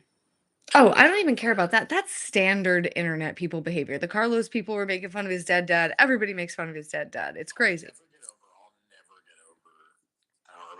I don't remember who the account was. Who was like, Lewis suffering racism is worse than your dad dying because everyone's parents die at some point. I mean, it's just like a truly insane tweet. I'll never get over it. Here's the thing. Like tweet in my internet fandom. Yeah, the reason that's awful is because obviously it's like you to even arrive at that take, you are taking two like wildly like tragic things and like being like, let me, how do I like I the I hate being like the woke Olympics on F1 Twitter because it makes it sound like I'm like a right-wing podcast bro, but what it really is like people taking like actually incredibly serious issues and inserting them into like random irrelevant motorsport arguments, and I'm like, this is just in such bad faith that it's like wildly frustrating, especially in light of like the very real problems in Formula 1. It's like, are you fucking serious? And like that doesn't that is not a Team LH problem. That is always. So what you're telling me is that the people who hated on Logan Sargent for his family being mega are hypocrites, and I'm perfectly fine for loving Logan. No, I think we can make fun of him for being a MAGA $300,000 fishing boat U Miami douchebag, actually. I know exactly who that man is, and Counterpoint. He's so hot. I mean, I'm not saying that you can't fuck him. I'm just saying that it's worthy of being made fun of over. And that you can't date him, you know what I mean? Sorry, that's a bit no one hold me to that quote ever, please. But no, I think that these things are like worthy of when shit comes up re this stuff, like I talk about it, I dissect it, I go into it, but to use it to like score points in an unrelated argument is just like so disingenuous. And again, like obviously everything is situational, but like it always often it's for example, what has really bothered me in the Team LH era of Charles's Ferrari like team partners is them being like they literally call him Le KKK and Leclerc, and I'm like, okay, not first of all, the reason they're doing that is because he put out a series of tweets where he's like, I don't want my image used in politics. And like, do I think that Charles is a coward who's always wiggled his way out of talking about anything important? Yes. But specifically in funny for you to be defending a pro Elon Musk person. Lewis Hamilton partied with Elon Musk on a yacht like 3 years ago, so I don't wanna hear about it. Hey, because I am famously pro Lewis Hamilton. No, I rolled yeah, and I said, "That's a douchebag answer from a douchebag internet boy." But my thing is, like, those specific tweets are literally talking about a far-right Italian politician who was using, like, Charles literally his, like, video of him in a political campaign ad, like, yeah, I actually think it's pretty valid to not want that to go down, actually, like, what? And So what you're saying is that Charles Leclerc is a fascist. definitely. And so the but it's like, okay, but also that's just a perfect demonstration of how, like, this shit is a no-win situation because if he said nothing about that, it would be like, "Oh, well, he, like, allowed this to happen." You know what I Yeah, mean? no, it'd be Charles Leclerc tacitly allows fascists to, uses his NIL. Yeah, no. Right, exactly. There's no winning. And so but No, also I'm just rage baiting you, and you're picking the bait. It's but also readily easily. my thing, like, with the, like, KKK and the Leclerc thing is I'm like, if you actually care about, like, white nationalism, like, it's not funny, in my opinion, to call Charles Leclerc a white nationalist because there are actual real ones that are, like, currently running our country, and, like, he's just not one of them. And, like, I have my many criticisms of Charles Leclerc. Do I think he's, like, a spoiled rich boy who cares nothing about enjoying his own wildly comfortable place in the socio-political hierarchy of the world? Yes, but, like, he's not Charlie Kirk, and, like, to imply to Also, imply that he is to make, like, a Formula 1 dig is, like, wildly offensive in my personal opinion. also the fandom of the guy who is posting fucking Palantir ads is maybe not the right group of people to be Listen, at this point. I have committed myself to pretending that Lewis Hamilton is not posting Palantir ads. I have to do it. I can't. There's too come on. I care about everything. I engage, I read. Can I just pretend this one thing isn't happening, please? How are you gonna take Lewis Hamilton doing a Miami GP ad for Kelsey? Polymark is the one owned by Peter Thiel, so I guess it would be Polymarket. I'm gonna light myself on fire in the Miami Dolphins end zone. Just kidding. No, I'm pretending that Peter Thiel isn't a personal sponsor of Ferrari Formula 1 team. I'm actually pretending that. What are you gonna do? What are you gonna do when Peter Thiel and Donald Trump are in the Ferrari garage at the Miami Grand Prix? Listen. I want Peter Thiel to buy Ferrari. I want him to become fully invested in doing that. That would actually be great. I'll wear a shirt every day. If he gives up his current jobs in being shadow puppet master of the US government and just becomes Ferrari team principal, I'll wear an I Heart Palantir shirt every day. So please, by all means, become. Yeah, I believe my number one take is that we should have just given Donald Trump the Buffalo Bills. I mean, We could have avoided. he would be a big fan of Josh Allen. We could have avoided all of this for the small sacrifice of the city of Buffalo. Um, in fairness, he is the city of Buffalo. We're saving. Yeah, I like Buffalo. Why? I don't know. I went there once. It was fun. Counterpoint. They have an eternal flame. Yeah, we also do in Ottawa. It's fucking great. Have you ever been to Ottawa? No, but I did get about 3 months worth of ads telling me that they're a safe and stable partner, and I believe them, and I actually am very pro Ottawa from those ads, they worked on me. You should come to Ottawa. You should visit me in Ottawa sometime, and we can go to the Mexican restaurant that is described in Salvation, except you don't know that yet. You still have not fucking read any of my goddamn books. First of all, I have read some of it, but also the no, I definitely In the last 12 months. I almost went to the Taylor Swift concert in Toronto. I bought a ticket for Taylor Swift's closing night of the Eras Tour for $3,000. And then I sold it for 5,000. So I actually made money, but I briefly lost my mind for a moment in time there. And then I was like, actually, that was crazy. I can't do this. What, you didn't want to go to Vancouver? No, it was in Toronto. Closing night was in Vancouver. That maybe, well, then I bought the Toronto ones. It wasn't closing night, but I also Closing night. It might have been closing night of Toronto. I also saw the hotels were like like $600 a night for like a shitty hotel. I was like, I'm not doing that because I'm such a baby about what hotels I stay in. So I was like, this isn't happening. Oh my God, I'm so excited. So Connie's coming to visit and we're gonna go to New York for a couple days. And she was like, oh, do you want to split the hotel or whatever? I was like, actually, I've been saving my points. We're gonna stay at the Carlisle. Okay, okay, Tony Blair and This is boots on the ground journalism. So I had to go to Toronto last year to coup the leader of the Ontario Liberal Party. Yes. So because Bonnie Crombie was a bitch and a half, she scheduled the AGM for the second weekend of TIFF. And Mm. so every hotel in Toronto was sold out like 6 months in advance for like every fucking executive at like Warner Brothers and Paramount.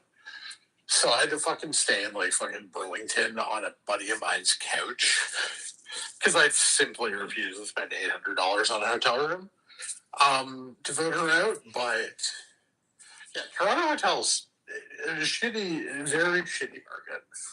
Yeah, I was like, what the fuck is happening here? But I was like, I'm Mark not. Carney is the goat, but also the most annoying person on the face of the earth. There's a great thing that's happening on my Substack, scripted on Substack.com, if I'm allowed to Absolutely. myself, where I am deeply critical of Carney, and I get called like a fascist, but I get called a fascist by retards who don't know what the fuck they're talking about. Hey, hey, And then hey. like, and hey, and then like actual PMO staff, like actual like equivalent of White House staffers, um, just text me and go like, yeah, I kind of agree with you on this one. The Russian spy discourse of it. It is so funny. I have been thinking about Carney a lot recently because I'm like, why does he work and Keir Starmer doesn't work? You know what I mean? C- Because one of these people has a functional brain. So, okay, here's the problem with Keir Starmer. I can actually do the problem with Keir Starmer in 30 seconds. Okay, Keir Starmer was an international was a human rights lawyer and head of the department, the like head of public prosecutions for Great Britain and Northern Ireland. And more importantly, to the point I'm about to make, he's an Arsenal soccer fan. Okay, Arsenal are like the team of what in America are called coastal elites. Okay, like that bougie North London. Okay, so that should be coastal elites make great presidents. Okay, here's the problem: is that Keir Starmer, as soon as he got into office, started taking every like anti-coastal elite opinion, Mm. including the day that the British Supreme Court declared that trans women are not women. Because why the fuck the British Supreme Court wanted to do that, I don't have the time to get into. But like, Starmer's like, well, that's the court's opinion, and I guess we just have to do what the court wants. Motherfucker, you are a coastal elite from North London. Yeah. Just say that you think trans people like deserve rights. Right. You could just be like, right. And it also that's such a low stakes situation too, because it's not like him saying anything changes it because the court's opinion is the court's opinion. So like just Like the problem is that like Keir Starmer, like people correctly pigeonholed him as like a like lefty elitist from in the same way that like coastal elites get described, right? And the thing is, the problem for Starmer is that he has tried to pivot right on trans rights by refusing to say the court was wrong on immigration, on a bunch of other stuff, right? And the problem for Starmer is it comes off deeply inauthentic because yeah. Well, my thing is like because like nobody who supports Arsenal would ever think that a trans woman actually is a man. No one who supports Arsenal thinks that. And so people are like, oh, so he's just full of shit. He's just going to say whatever he needs to get elected. At which point, Keir Starmer could say the sky is blue. And 80% of Britain would say, actually, it's aquamarine. You know? well, and it's like my thing is like it just feels like he is constantly he's just very all over the place, but also I'm like the problem really is the delivery. Like even when he is saying or doing something good, I'm like you're that's my thing. I'm like you're a lawyer. Like he constantly sounds like he's about to cry. And I'm like, what's going on? Like, he just it's almost like it's not even like Gordon Brown was a little bit like this too, in that like he was just like he just like clearly to this day is like visibly uncomfortable on camera, right? But even he, like when he speaks like a speech, it's good. Like you know what I mean? He can carry the room. So here are the two Mark Carney moments I'm gonna give to you to explain why he has worked in Starmer has. Okay, so in September, we had a national caucus meeting. Every Liberal MP came to Edmonton for a meeting, and he gave a press conference after. He talked about Not the retreat in Edmonton. Come on, guys. well, he's from Edmonton. Oh, okay, okay, okay. Oilers. That makes sense. Edmonton is sort of like symbol of like a different. He's a different kind of liberal. He wants to, All right, that makes sense. I didn't realize he was from there. I thought it was just like a random. No, he's like trying to like prove that he's a prime minister for like all of Canada, you know. Yeah. So, anyways, he's giving this press conference. He's talking about threats to Canada, right? Economic instability, threats abroad. Connor McDavid hasn't signed an extension yet, and the press is sort of laughing. And he's talking about these threats, and he just keeps being like, and he goes, Connor, if there's anything I can do, call me, happy to help. And it feels sincere because he is an Oilers fan. He skated at an Oilers practice with the team, earlier that year. He is fundamentally a real Edmonton sports fan. He is an Oilers fan. This is a well-known thing. He loves hockey, right? And so when he's making maybe you know how the Queen did like the Christmas address, maybe Keir Starmer can do like a wine and cheese Q&A. You know what I mean? Like we got to lean into the bougie. when Carney makes the joke about McDavid, you're like, oh no, he definitely is like he definitely has tweet notifications for Elliot Friedman and Darren Dreger. Like he definitely like is concerned about the McDavid contract situation, right? He's not just like bullshitting to the camera. And the second one is at some point there was an event in I think January for it's like Canadian. It was some like Canadian artists thing, and the Shane Hollander from Hated Robbery, what the fuck's the act? Hudson Williams was at the event, right, with Carney, and Carney they're taking photos, whatever, and then Carney just has him has Hudson Williams lift his leg up, and they take a couple photos together. And it's all funny, it's all charming, and it's like Carney's idea to do it, right? Because Carney's leaning into the bit, And it's like, oh, so he's he's like a real guy, Yeah. Real and authentic, and very dadish, Yeah. But oh no, he's real. Which do I think people do I think 4% of Canadians change their votes because of that? No, but I think no, vibes matter though. With my Carney, which I do frequently. Again, you can read all my criticisms. I've read 2 critical films this fucking week. I at least know that he has come to the decisions he's come to in a semi-authentic way. No one in Britain believes the Starmer believes what he's saying. Yeah.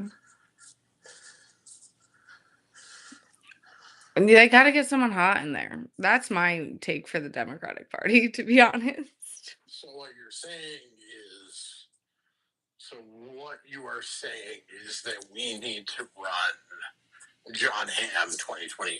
No. No. We need to run. Unfortunately, you know who we need to run.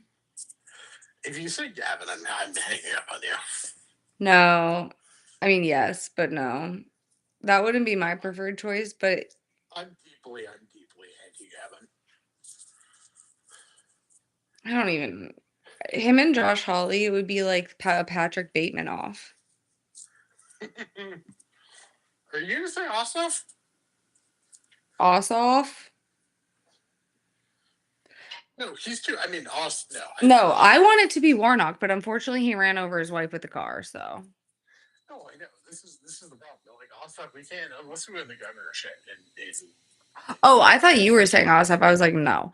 Um, I'm no, not against Ossoff. he's just a guy.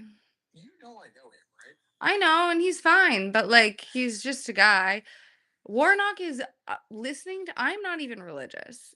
Listening to his preacher. He doesn't want it. He'd literally rather preach at Eastern Baptist every Sunday than be president of the United States. Yeah, me too, but like, girl. Yeah, no, I'm sorry. This suburban separatist nonsense. It's a media narrative. It's not real.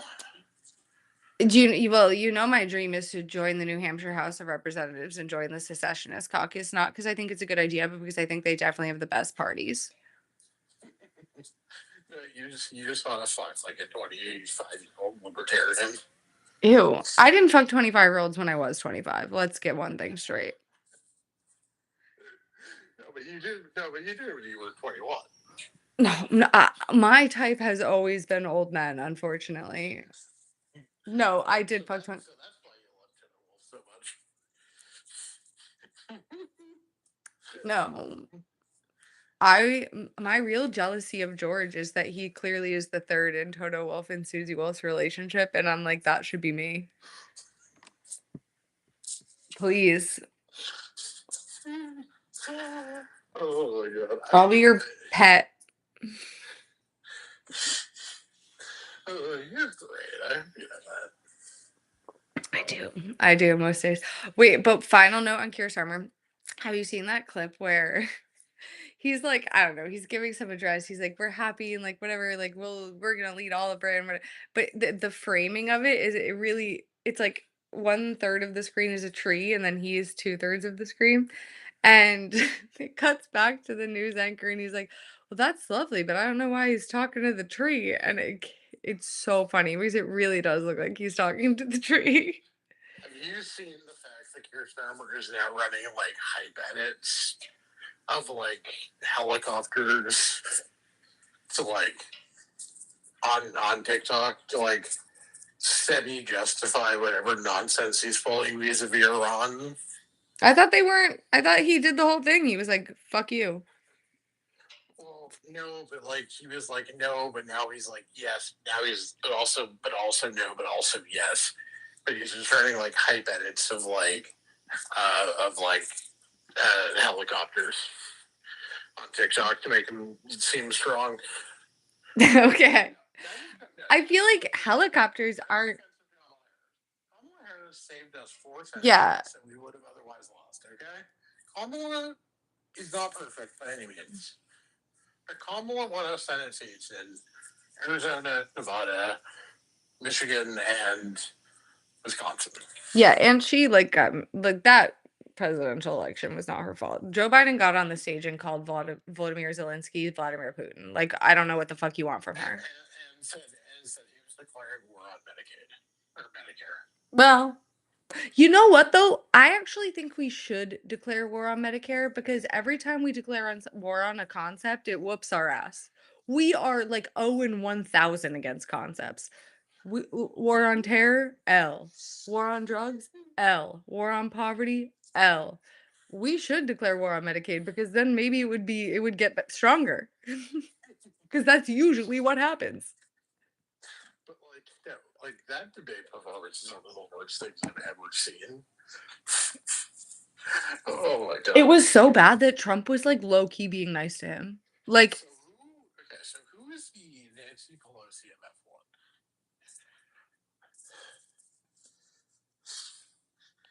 Toto, probably. Ross Braun, maybe. Actually, no, Ross Braun. He's like a little bit more sinister than Toto. I mean, so I have a different chat, Flavio. Nancy Pelosi has never killed anyone that we know of. And I mean, well, you know. Nancy Pelosi was not in the mob. Well. No, but just The gay mafia is not a real mafia. We just call them that, okay? no, but it is the most effective way to know what's happening. in BC. For sure. No, that's she's also not as like Flavio's like messy, you know what I mean? And she's better at her job than Flavio is. So Pierre Gasly 2027. So when Pierre is the 2027 WDC, then Flavia gets to be the next Pelosi of F1. Sure. No, Flavio, who's Flavio? Flavio is LBJ, maybe. No. A demonic pervert. Flavio is Harry Reid. No, that's mean to Flavio. Harry Reid was incredibly effective. Harry Reid did more damage to the United States environmental movement than any Republicans managed to do in 40 years. They should all be embarrassed, really. Flavio killed the guy. We all have our flaws. Who among us? Honestly, can we agree that Christian Horner is very obviously Kevin McCarthy? oh, I mean, that's not fair to Kevin McCarthy is not a pervert, I don't think. Yeah, Okay, fine. Diddy Hatzker, but sure. The the no, the Flavio, I actually don't think it's that bad to car bomb your boss in the mob. I feel like that's an occupational hazard of being once you're in the mob, you know what I mean? Like, I don't want to victim blame here, but like, you are in the mob. No, you do want a victim blame. You absolutely want victim blame. Shut the fuck I up. mean, you're in the mob. Like, I feel like car bombing is an occupational hazard. But So can we talk about the fact that Lando Norris got qualified by George Russell, Kimi Antonelli, Isaac Hadjar, Charles Leclerc, and Oscar Piastri? I mean, sure, whatever. His wing was saved. I feel like it's more about the cars. Like, I feel like McLaren is nowhere. Qualified by his fucking teammate, and he has the best engine, and they still lost to Ferrari So and Hadjar. that's true. I know they are kind of nowhere. Okay, so if Lewis is P8, who beat him? The McLarens. No. So both Mercedes, both McLarens, Charles. Hajar. That should put Lewis seventh. Did Liam Lawson beat Charles Leclerc? He lost to what's his face? No, Liam lost to Lindblad. No, Lawson beat Lindblad at the last minute. Oh. I don't know. So no, Lawson beat Lindblad at the last minute. Oh. I don't know. So it was Lewis in P7? No, he's P8. Hang on. Let's get back. I have my computer near me. I'm looking up right now. Hang on. I gotta get to it. Okay, come on. It won't. Oh my god, now it's loading. I'm gonna check. Chris Mellow's Twitter. No, yeah, okay. Lewis is P7, actually. I'm just wrong. Okay, so he's last. Okay, so he's last of he's last of the top 4 teams. Then. Yeah. Okay. All right, but I gotta go because it is 4 o'clock in the morning right now. Come on, we could do another hour on Nico Rosberg. I could do an hour on Nico Rosberg any day, but we will do this again tomorrow after the race. Will we? Yeah. Okay. Race. It's gonna be enough actually interesting shit that happens in the race. I mean, yeah, we can. It might be quick if it sucks, but okay. 2 minutes. Do we think Isaac keeps the podium? No. So you think Charles gets? Yeah. I think Charles is gonna jump him. No offense, Isaac. I'm just rooting for Charles. So Charles is I think P4. Do we think there's a chance that the Ferrari start is that good that he can get to P1 by the end of lap 1? Or no. Like, Because I think George Russell is quite good and Mercedes is quite fast. yeah, oh, okay. I think Overtaking seriously, George Russell is not the same as overtaking Isaac or Kimmy. No offense to either of them, but yeah, and I think people are like slightly overrating the like quote unquote fast start of the like of some of the practice starts. Like sure. I mean, sure, he'll have a fast start, but there's still a whole lap to complete. It's not just the start. yeah, and I also think that like respectfully, I don't think George is gonna have his fucking elbows out as much on the Yeah. fucking practice turn Bahrain as he I will at also turn don't one. I also don't I mean, sure, like if Charles the only way that's you pass two people at the start is if they like leave it wide open. I don't think George's gonna do that. And also, I don't think Charles having gotten by two cars is gonna like make a crazy move to George. I think he'll be happy with P2. You know what I mean? Yeah, I mean, like I would love if Because why are Charles you could gonna just risk fly it? in behind the Mercedes. Why are you gonna risk it all to like try to send one against George when he's just gonna overtake you in 3 laps anyway? Well, yeah, that's the thing. Is I feel like a certain brand of Ferrari fan are like, oh, it's overrating how much these like starts matter against I mean, just like the starts do matter. Like it's just, he's I, I don't know, 3 cars in one corner guaranteed is like a little fucking crazy. yeah, but also like respectfully, if you're seven, even if you're just 7 tenths on race pace down from the Merc, like Yeah. getting by what is the like actual benefit of getting by Georgia? Right. I mean, and also the thing is like, yes, like you can have a good start, but at the end of the day, like starts are largely luck. It's in terms of like what and it is there's a skill to it as well, but like also like sometimes it's just not possible no matter how quick you start. It's because of the way the chips fall. Yeah, I mean, like this is the thing is that like plenty of like quote unquote good cars can have bad starts, and plenty of bad cars can have good starts. Now, like Yeah. one of the best starts in F1 history is Kimi Räikkönen in an Alfa Romeo. That was You so know, iconic. But also, those aren't starts, that's lap 1, you know what I mean? Like, no one's doing this all on the start, like, it's the whole lap. no, I know, but like it's the start that allows you to For sure. it was Alright, I'll talk appreciate to you you. later. Talk Bye. later.